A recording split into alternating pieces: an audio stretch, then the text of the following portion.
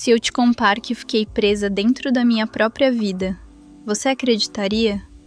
Presa sem correntes, sem cadeado, sem porta trancada, mas ainda assim, cativa. E o pior é que ninguém percebeu. Nem minha família, nem meus amigos, nem eu mesma. Eu só percebi que estava em um relacionamento abusivo depois que já não existia mais eu. Mas deixa eu voltar ao começo, porque toda prisão tem uma entrada, e a minha começou com um sorriso gentil. Meu nome é Helena, hoje eu tenho 36 anos e sobrevivi a um relacionamento que quase apagou minha identidade. Não falo isso como metáfora poética, falo como alguém que viu a própria alma ser desmontada, pedaço por pedaço. Eu conheci o Caio quando tinha 25 anos. Ele era charmoso, educado, atencioso. Um daqueles homens que fazem você se sentir vista no meio do caos.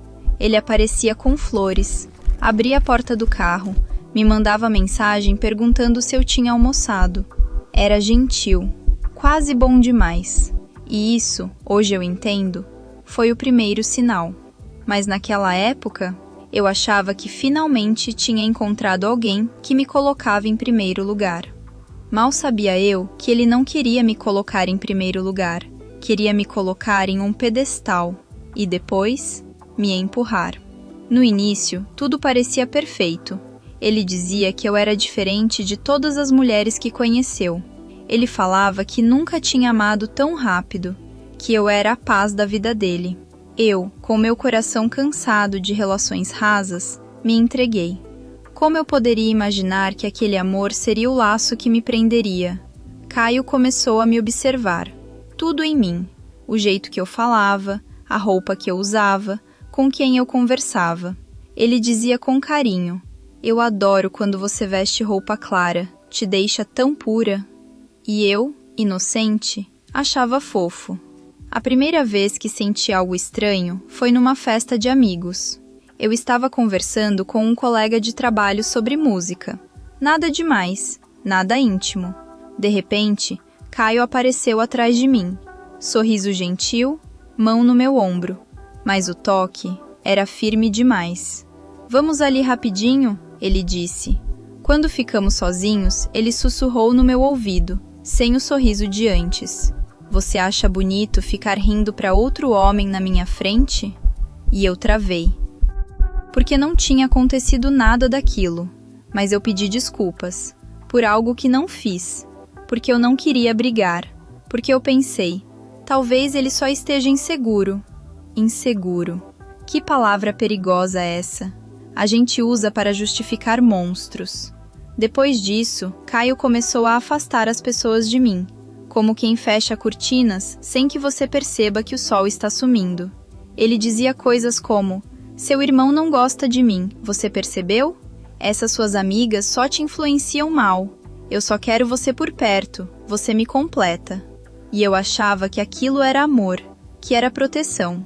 Até que um dia ele pediu: "Bloqueie aquele seu amigo, eu não gosto da energia dele."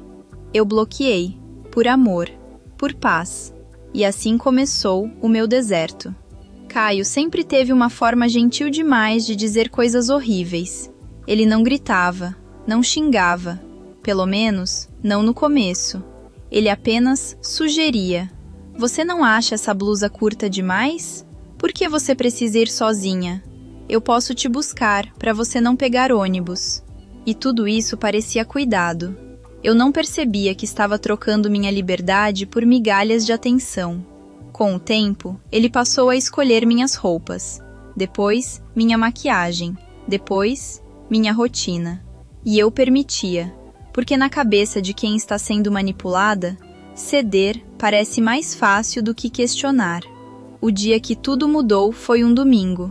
Lembro como se fosse agora. Eu estava me arrumando para visitar minha mãe. Usei uma blusa azul clara, sem decote, normal. Quando Caio me viu pronta, ele ficou parado na porta, me observando. Por muito tempo. Longo demais. "Você não vai sair assim." Eu ri, achando que era brincadeira, mas o rosto dele estava duro, sério, perigoso. Essa blusa chama atenção demais. Eu disse que era só uma blusa, uma que ele mesmo gostava. Foi então que ele fechou a porta atrás de si. E a expressão dele mudou, completamente. Eu te disse que você não vai sair assim. Meu corpo gelou. Ele nunca tinha falado daquele jeito. E eu tirei a blusa. A partir daquele dia, eu sabia. Eu não estava em um relacionamento. Eu estava em uma coleira. Ele se desculpou no dia seguinte. Trouxe flores, café da manhã na cama. Fez promessas. E eu perdoei. Porque é assim que funciona. O abusador esmaga você e depois te dá um mínimo de ar para que você agradeça. Eu comecei a notar pequenos sinais. Sinais que só fazem sentido depois que você acorda do transe. Mensagens apagadas no celular dele. Histórico limpo. Cheiro de álcool quando ele dizia ter ficado até tarde no trabalho. Mas o que me acendeu a luz vermelha foi uma curiosidade boba. Eu perguntei, com quem você estava ontem? E ele respondeu sem hesitar. Se você confiasse em mim, não perguntaria isso. E assim, de uma frase simples, ele virou a acusação contra mim. Me fez sentir culpa por querer transparência. Foi a primeira vez que senti medo de verdade. Os dias foram ficando mais pesados. Ele começou a beber. E quando ele bebia, outra versão dele surgia. Uma versão fria, dura, cruel. Começou a gritar, a me chamar de inútil, a dizer que eu não era nada sem ele. Mas, no dia seguinte, ele chorava, me abraçava, pedia perdão. E eu, estilhaçada demais para pensar, acreditava. O ciclo continuou por anos, até que um dia, algo aconteceu que mudou tudo. Algo que eu nunca mais tirei da cabeça. Mas isso é o ponto de virada, e é onde a história realmente começa. Naquela noite, a que mudou tudo, eu senti que algo dentro de mim começava a quebrar. Uma rachadura pequena, quase invisível, mas que aos poucos ia se abrindo. Eu estava sentada na sala, lendo, quando ouvi a porta bater com força. O som ecoou pelo apartamento como um aviso. Caio entrou sem olhar para mim, a respiração pesada, o cheiro de álcool tão forte que parecia uma nuvem ao redor dele. Você saiu de casa hoje? Ele perguntou sem rodeios. Eu disse que só tinha ido ao mercado. Ele riu, mas não era um riso comum. Era um riso que dizia, eu sei que você está mentindo. Ele se aproximou devagar, passos firmes, lentos, como quem se prepara para esmagar algo frágil demais.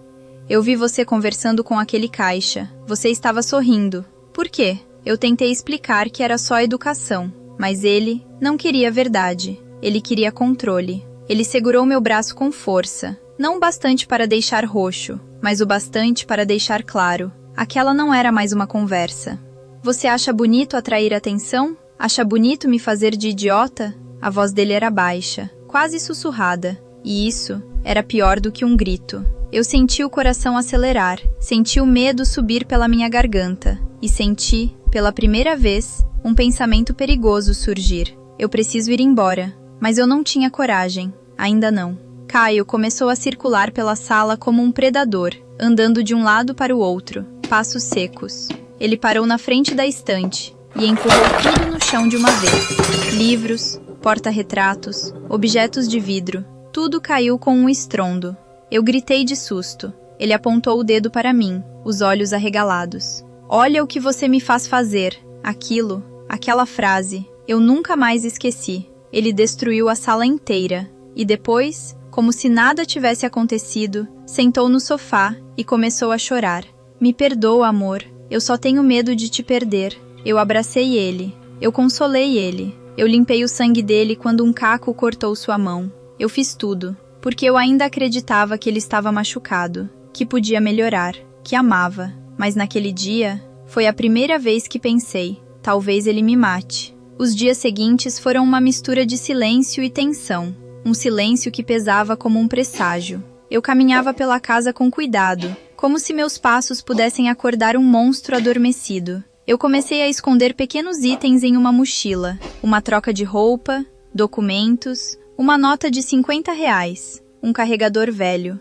Ninguém percebe que está se preparando para fugir, até que faz isso. Caio começou a monitorar tudo. Me pedia para mandar foto do lugar onde eu estava. Ligava de hora em hora. Verificava meu celular. E quando perguntei por quê, ele respondeu: porque você é minha. A forma como ele disse minha fez meu corpo inteiro se arrepender. A pior noite da minha vida aconteceu 6 meses depois. Eu estava deitada, quase dormindo, quando ouvi o barulho de vidro quebrando na cozinha. Levantei assustada. O apartamento estava silencioso, assustadoramente silencioso, até que ouvi os passos dele, pesados, arrastados. Ele entrou no quarto com uma garrafa quebrada na mão, os olhos completamente vazios. Você não me atende mais com carinho, ele disse, a voz calma demais, perigosa demais. Eu tremia tanto que mal conseguia respirar. Por que você não me ama mais? Eu engoli seco. Disse que amava, que só estava cansada, que queria conversar no dia seguinte. Ele jogou a garrafa no chão. Você acha que eu sou burro? E então, algo aconteceu. Ele começou a chorar. Desabou no chão, mãos no rosto. Um homem destruído. Mas eu, pela primeira vez, não senti pena. Eu senti certeza. Eu ia morrer ali se não saísse. No dia seguinte, Caio saiu cedo para resolver coisas. Eu não sabia o que significava, mas sabia que era a minha única chance. Eu peguei a mochila, peguei meu celular, peguei minhas chaves e, antes de sair, olhei para casa, a prisão da qual eu não sabia que era prisioneira. Abri a porta devagar. Meus pés estavam tão leves quanto meus batimentos estavam acelerados. Desci 2 andares sem barulho e, quando cheguei ao térreo, a porta do prédio abriu. Era ele, Caio. Ele estava parado ali, me olhando, como se soubesse, como se tivesse sentido. Você está indo aonde? A voz baixa, quase rouca. Meu corpo inteiro congelou. Eu pensei em mentir, pensei em correr, pensei em desmaiar, mas eu apenas disse: eu vou embora. O silêncio que veio depois foi tão pesado que quase me derrubou. Caio deu um passo na minha direção. Você acha que pode sair da minha vida assim? Eu recuei. Ele avançou. Helena, você é minha. Foi então que o porteiro apareceu atrás dele. Um homem simples, mas naquele momento, meu anjo. Ele disse: tô chamando a polícia. Caio virou o rosto, e naquele segundo de distração, eu corri. Corri como se estivesse fugindo de um incêndio, ou de um animal selvagem, ou da pior parte de mim mesma que tinha acreditado nele. Não olhei para trás. Fiquei na casa da minha irmã por semanas. Caio tentou ligar, mandou flores, mandou mensagens longas, depois curtas, depois vazias, depois ameaçadoras. Até que um dia, silêncio, total. E foi aí que realmente tive medo. Porque o silêncio dele sempre foi prelúdio de tempestade. Mas a polícia interveio, a família ajudou, eu iniciei terapia e comecei a reconstruir o que sobrou de mim. Foram anos, anos de trabalho interno, de crises, de gatilhos, de noites em claro. Mas hoje eu consigo respirar. Eu descobri que liberdade não é só abrir uma porta, é conseguir dormir sem medo, é ter amigos de volta. É escolher sua roupa, sua comida,